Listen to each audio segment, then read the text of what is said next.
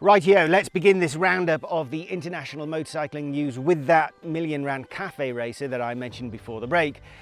You heard right, the asking price of what will be a limited run of 200 examples of the V4CR from Norton will cost just under £1.1 million and feature a reworked version of the engine and chassis from the firm's prototype that we first saw about 18 months ago.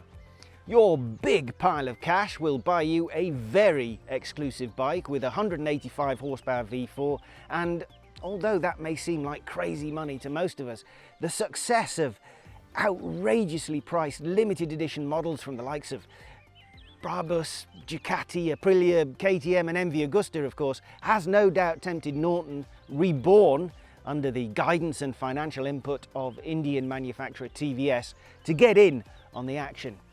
If that seems expensive, then consider the Hakkinen signature edition of the Verge electric bike, of which only 100 will ever be built. Already an interesting and performance-laden proposition, this model can be yours for the modest sum, if you're a billionaire, of £1.7 million. Enough of the unobtainium motorcycles for now at least. Let's move towards the other end of the pricing spectrum and show you some images that are out of India of the next big thing from Harley-Davidson. Or perhaps that should be the next small thing from Harley, that it will be hoping becomes the next big thing in terms of sales volumes and revenue generation. You have no doubt heard, possibly even from us here at the bike show, that Harley-Davidson is planning on releasing one or more small capacity models that will allow it to offer something aspirational for the less affluent customers of the world. Spending £500,000 or more on a Harley these days is nothing out of the ordinary, believe it or not. And that, I have to admit, puts it well beyond my reach and also out of the reach of 99% of motorcyclists in such populous countries as China and India. That's a lot of potential customers to be missing out on, and so I don't suppose it is any great surprise that the bean counters in Milwaukee and at several other equally premium manufacturers around the world have enacted strategies to capture some of this potential revenue.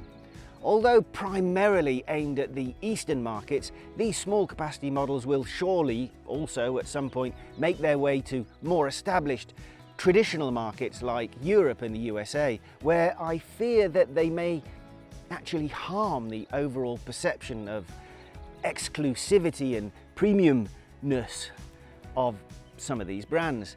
MV Agusta's decision to build an adventure model under the new Lucky Explorer sub-brand within MV Agusta makes, at least on the surface, a bit of sense, broadening the appeal of the manufacturer and joining a segment of the market that has been and is still doing very well in most parts of the world. There'll be two models. The larger 900cc inline triple version will be made in Italy, and it will be reassuringly technically advanced and commensurately expensive. MV also intends launching a 550cc model that will be built in China. It is basically a lightly modified derivative of the Benelli TRK 502, Italy's best-selling large capacity bike, well, bike of over 500ccs anyway, and it sounds suitably Italian and exotic, even though it is a Chinese bike built in China by QJ Motor, with some design flourishes apparently originating in Italy. It is a competent enough middleweight adventure model, but its greatest advantage is its price, and it's so competitive because China. Benelli was once a proud, innovative, top-of-the-line Italian manufacturer. Now it is nothing much more than a shabby, slightly deceitful attempt to bestow some totally undeserved heritage and credibility on a Chinese manufacturer that has none of its own. Benelli, though, has no premium models of its own, no current reputation for power, performance, beautiful design or hand-built craftsmanship to protect, and so it can pass off a cheap mass-produced model under the Benelli name with no danger of smearing the overall character of the brand.